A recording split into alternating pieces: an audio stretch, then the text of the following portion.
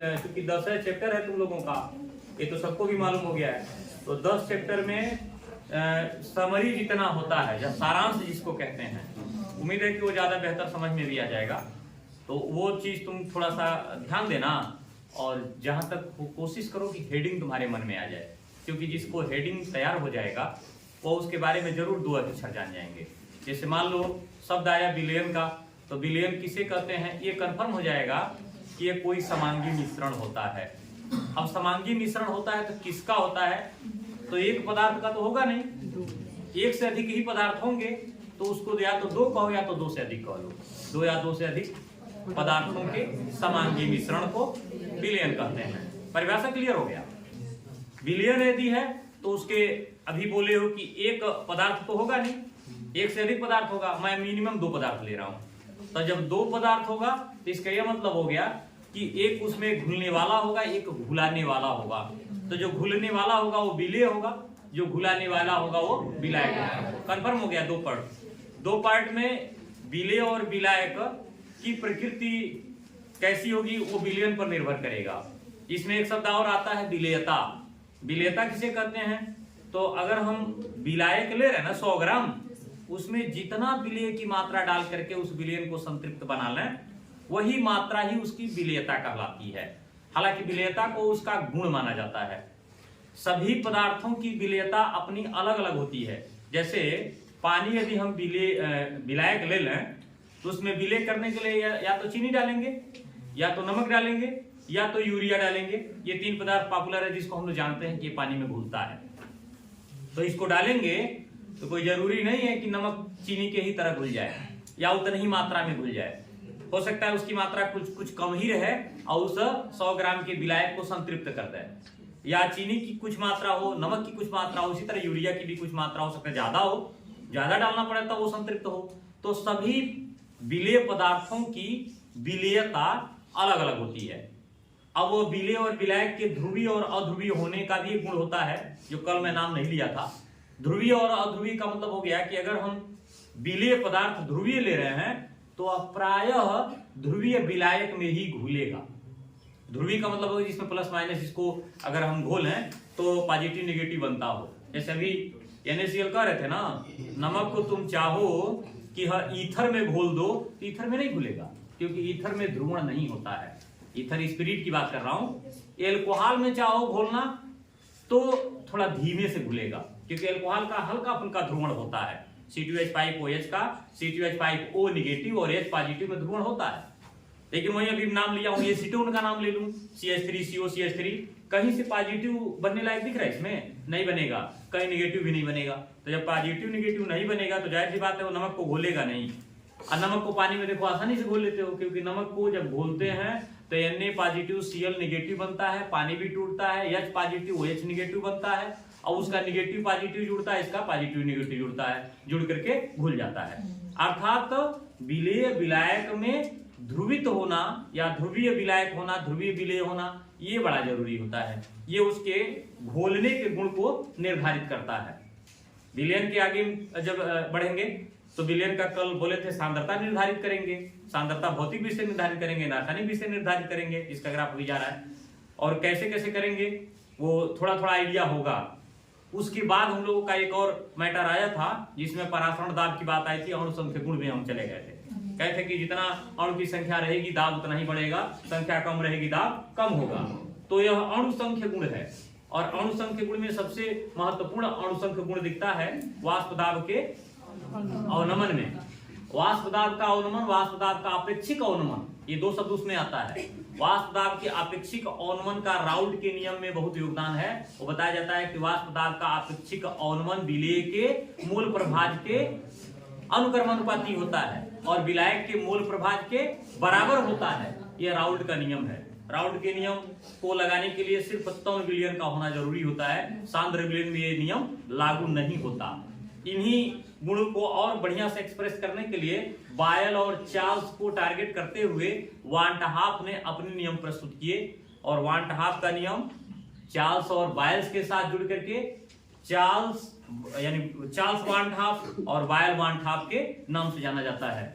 उसको एक्सप्लेन कर दिया जाएगा उसमें भी। उसी के आधार पर आदर्श विलयन का समीकरण जाता है, जिसे आदर्श गैस का समीकरण जा रहा था। आदर्श गैस का समीकरण जो था पीवी बराबर nRT, इसी तरह इसमें भी पीवी बराबर nRT होता है। बस उसका पी परासरण, उसका पी जो था वो गैस दाब था, इसका पी परासरण दाब है। उसका भी गैस का आयतन था, इसका भी विलयन का आयतन है। इसका n विलयन के मूलों की संख्या, इसका r वही गैस नियतांक जो हुआ करता था वो यहाँ विलयन नियतांक हो गया। और T तो सबके लिए परम ताप होता है, जिसका मान 273.16 केल्विन होता है। डिग्री में आता ही नहीं, अगर डिग्री में करोगे तो उसमें से घटाना पड़ेगा जितना बड़ा रहेगा। यानी जैसे मान लो हम 300 केल्विन लिए हैं, तो 300 केल्विन में से अगर 273 घटा देंगे तो जितना बचेगा वो उसका डिग्री सी हो जाएगा। डिग्री सी का मतलब है वो सेंटीग्रेड पैमाना। पैमाना में टेम्परेचर का 3 पैमाना माना गया है, केल्विन पैमाना, सेंटीग्रेड पैमाना और फारेनहाइट पैमाना। फारेनहाइट पैमाना बहुत छोटा होता है, जो केवल शरीर के तापमान का माप करता है, उसको डायक्ट्री पैमाना भी कहते हैं।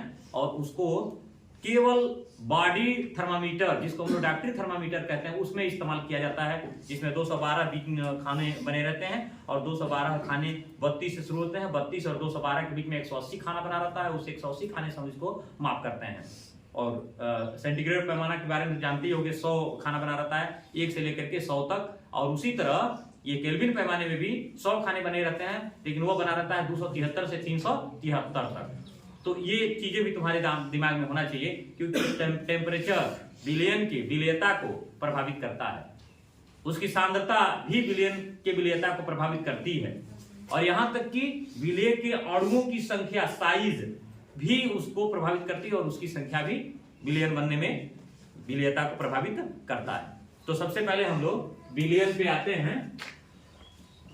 विलयन का छोटा सा परिभाषा भी क्या बोले हैं, 2 या 2 से अधिक पदार्थों का समांगी, पदार्थों का समांगी मिश्रण है। तो मिश्रण ही, मिश्रण शब्द समझ में आना चाहिए। अशुद्ध पदार्थ को कहते हैं, यानी विलयन शुद्ध पदार्थ नहीं होता। इसके 2 पार्ट हो गए, एक पार्ट को विलेय बोल रहे हैं, विलेय, दूसरा इसको घुलाने वाला हो गया विलायक।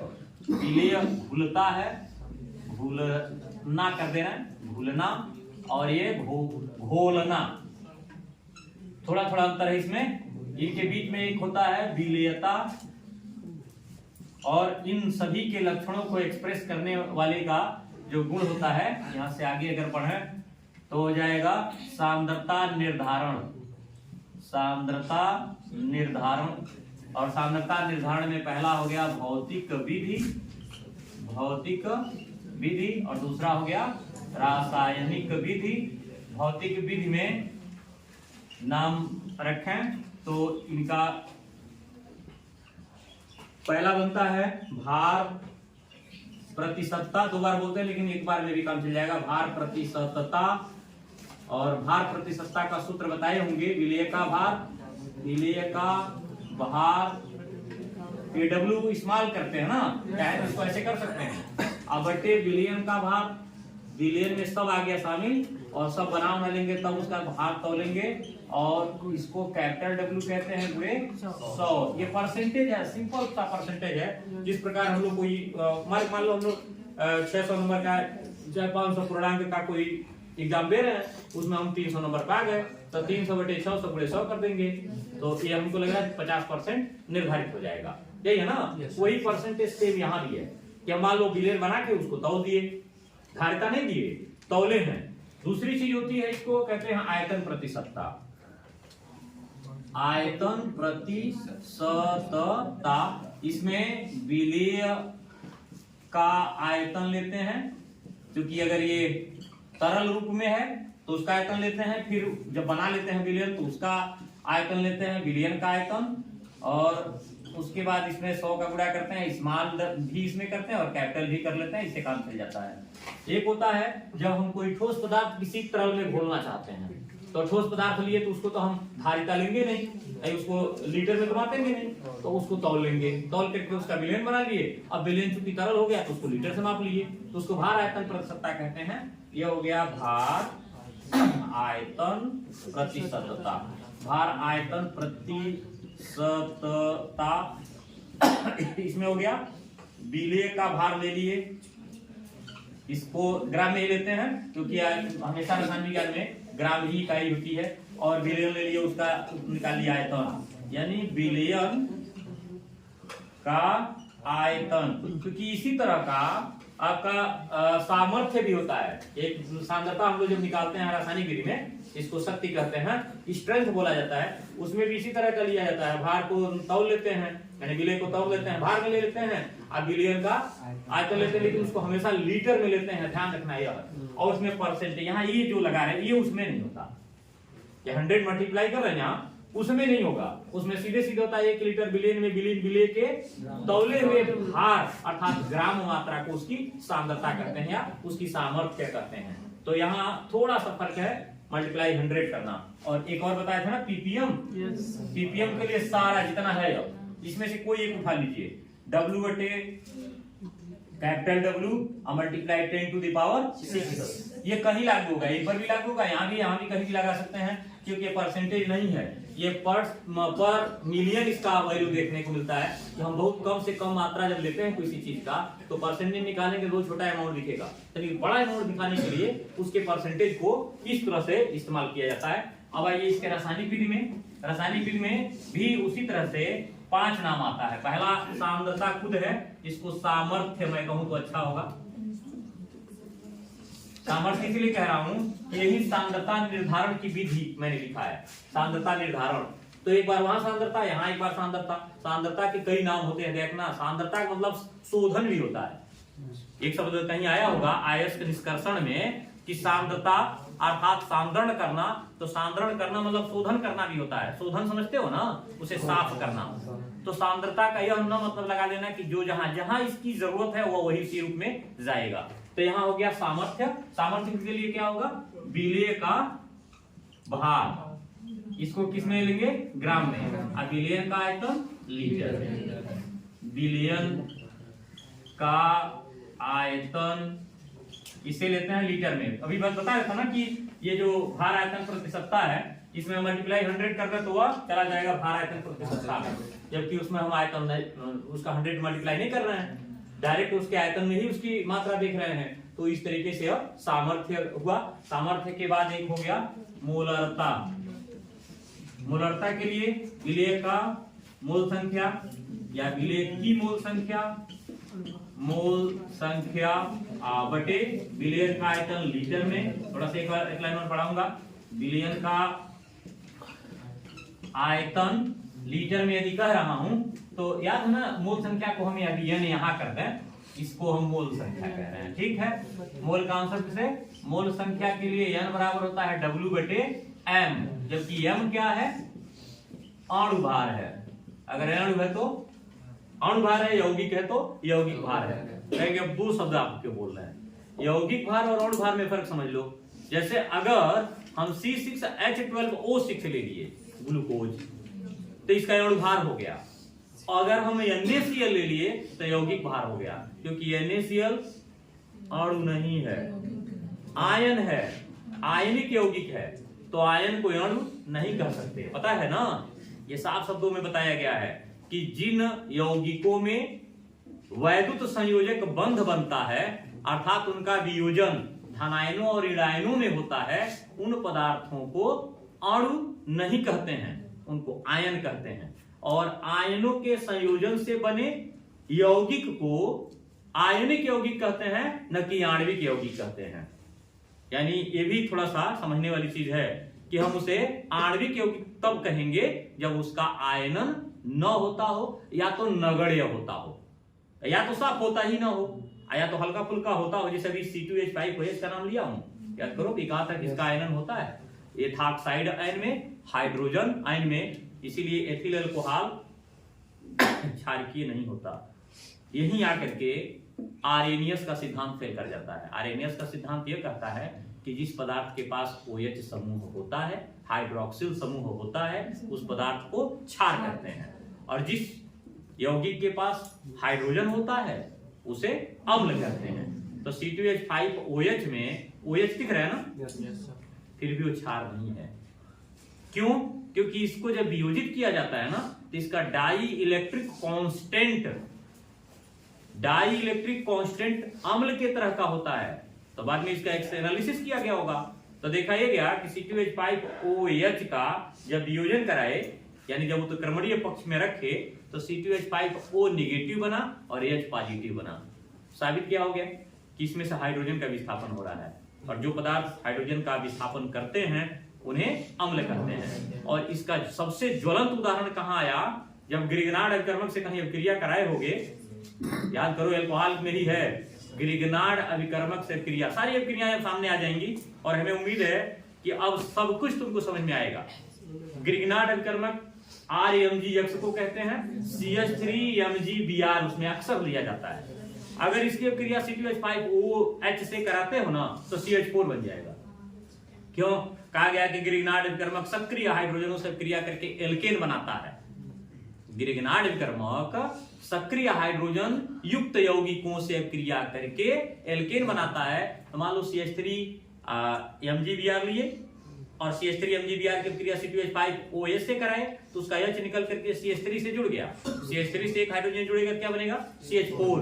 तो CH4 है क्या? मेथेन, एल्केन है। और बाकी क्या बना? बाकी में बना Mg पोस्ट में C2H5O और बाहर की तरफ लग गया Br, उसको कहते हैं मैग्नीशियम एथॉक्सी ब्रोमाइड।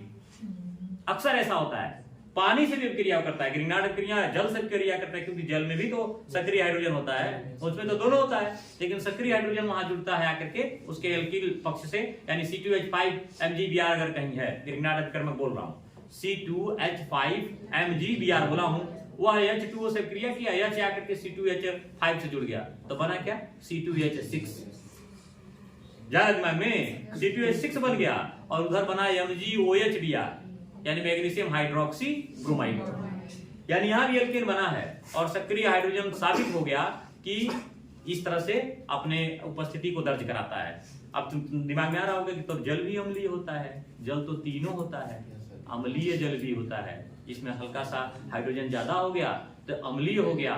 क्षारकीय भी होता है, अगर उसमें थोड़ा सा हाइड्रोक्सिल समूह की मात्रा या किसी दूसरा आयनिक पदार्थ ज्यादा हो गया तो वह क्षारकीय हो जाता है। और आसुत जल जो होता है वह उदासीन होता है, डिस्टिल वाटर, क्योंकि उसमें बॉन्ड जो पाया गया है वो H single bond, O single bond H पाया जाता है। तो जब इस तरह का बॉन्ड रहेगा तो उसको क्या कहेंगे? ध्रुवण नहीं हुआ। और जिसका ध्रुवण नहीं हुआ तो ना तो अम्लीय होगा ना तो क्षारीय होगा।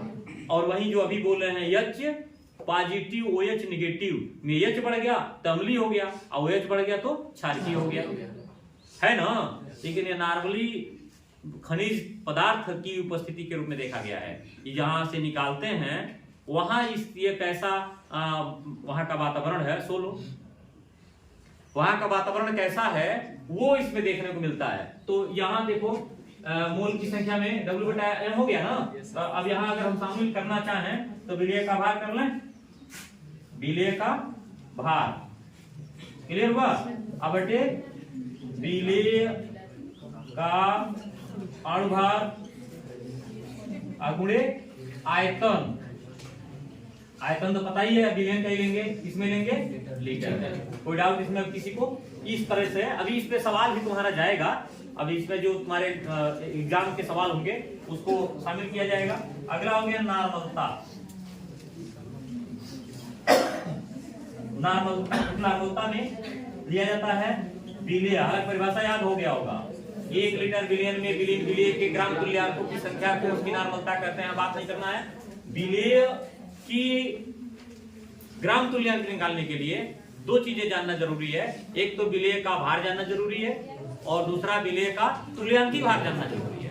अब अगर विलेय का तुल्यांकी भार जानेंगे तो ऐसे नहीं जानेंगे, फिर विलेय का अणुभार जानेंगे और वह विलेय का प्रकृति जानेंगे कि कैसा है, अम्ल है कि क्षार है कि लवण है कि ऑक्सीकारक पदार्थ है। अगर अम्ल होगा तो परिभाषा में गया था, अभी जगह थोड़ा सा उसमें भर देंगे कि अम्ल होगा तो अम्ल का अणुभार बटे क्षारकता ले लेंगे, क्षार होगा तो उसका अणुभार बटे अम्लता ले लेंगे, अगर लवण होगा तो उसका अणुभार और धनावेशों की संख्या ले लेंगे।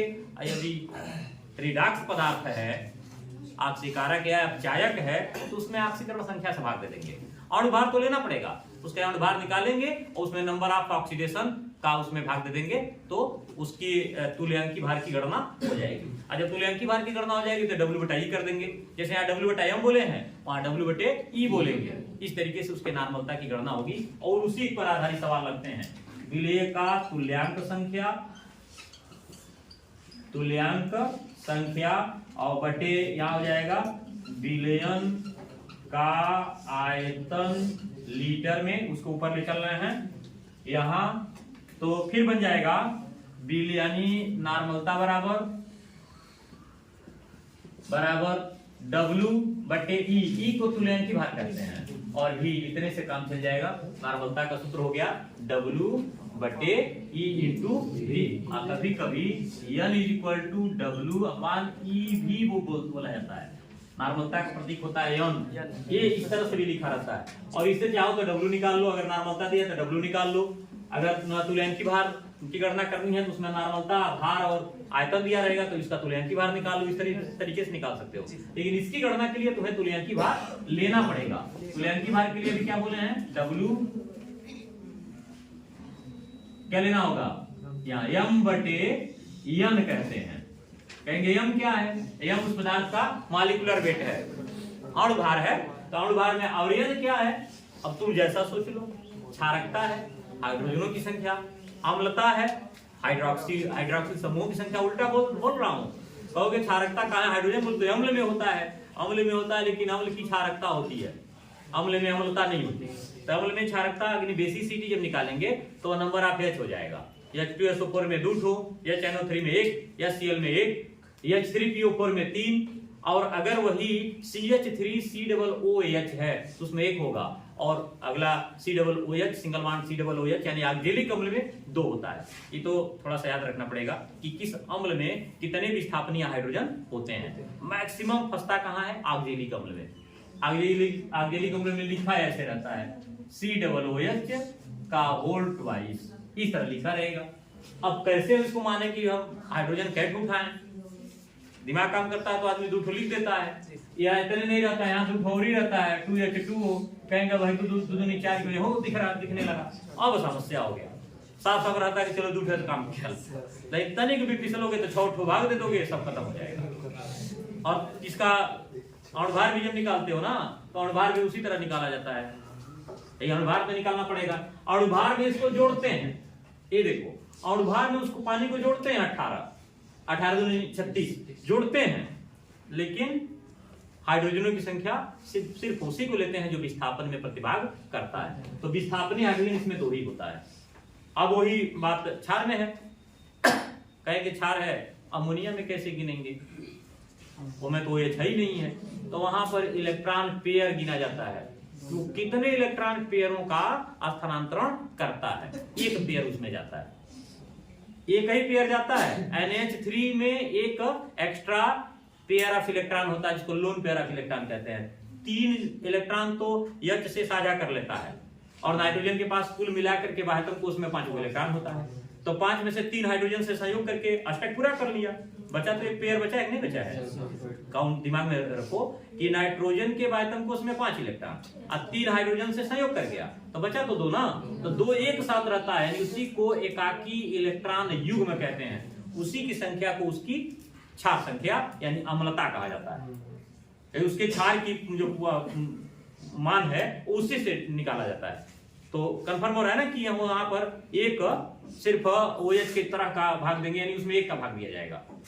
जैसे अगर NaOH है तब तो तुम्हारे लिए अच्छा है कि OH हम गिन दिए 1 तो है, CaOH का होल ट्वाइस में 2 है, BaOH का होल ट्वाइस में 2 है, AlOH का होल थ्राइस में 3 है, ये तो दिख रहा है। लेकिन जहां नहीं होता है वहां की समस्या होती है, उसको थोड़ा सा ध्यान देना होता है। तो यहाँ काम चला रहना जाए, पता चल जाएगा ना कि N क्या हो सकता है। तो अम्ल के लिए अम्ल की क्षारकता, क्षार की अम्लता, क्षार की अम्लता और लवण की धनावेशों की संख्या, धनावेशों की संख्या, ठीक है ना। यहाँ एक आइडिया, इसके बाद इसको यहाँ ला दे क्या दिख रहा है ना। नॉर्मलता के बाद एक और बच रहा है मोललता। मोललता में थोड़ा सा फर्क होता है, इसमें होता है बात नहीं, विलेय के मोलों की संख्या, ये तो तुमको याद हो गया कैसे निकालोगे। यहाँ विलायक को तौलना है, विलायक का भार, बट इसको लेते हैं केजी में, ये इसकी खासियत होती है। मान क्या निकालेंगे, तो W/M इंटू कैपिटल W। कहेंगे कैपिटल W क्या है, ये भी तो तौल रहे हैं, और ये तो निकाले हैं, बनाए हैं, इसका स्मॉल m होता है, इसकी वैल्यू इसमें देखी जाती है। अर्थात यहाँ small m equal to small w upon capital M into capital W, इसकी मोललता निकाल सकते हैं। और जब मोललता डिसाइड हो जाएगा तो मोल प्रभाज, ये मोल प्रभाज कंफर्म हो जाएगा। और मोल प्रभाज अगर कंफर्म हुआ तो इस पे बहुत सारे सवाल लगते हैं। इसमें दो पार्ट होता है, n विलेय के मोलों की संख्या, n प्लस कैपिटल N किसका हो जाएगा, विलेय के मोलों की संख्या। और एक और दूसरा भी यही रख दे रहे हैं, capital N upon small n plus capital, यानी ये हो जाएगा विलायक के मोलों की संख्या और बटे विलेय के मोलों की संख्या। याद है ना, ये केवल प्लस लगाएंगे तो इसकी वैल्यू एक इकाई हो जाएगी। अर्थात हर विलेय के मोल प्रभाज में मोल इकाई में ही होते हैं, यानी टोटल नंबर ऑफ मोल प्रभाज की जो वैल्यू होती है वो 1 ही होती है। हो गया क्लियर। 1 मतलब जानते हो, मोल प्रभाज जानते हो किसको कहते हैं, बटे को कहते हैं। इसको कहते हैं मोल फ्रैक्शन, अंग्रेजी शब्द याद करो, फ्रैक्शन बट्टा को कहा जाता है, भिन्न को। अर्थात अगर भिन्नात्मक मान है तो दोनों भिन्नात्मक मान को एक पूर्ण मान होना चाहिए, यानी इकाई होना चाहिए, कंप्लीट वैल्यू होनी चाहिए। तो ये एक आउटलाइन सारांश था जो अणुसंख्य गुण के पहले का था। अब इस तरह अगर तुम लोग कहीं उतार सकते हो तो बहुत जल्दी 5 मिनट में उतार दो।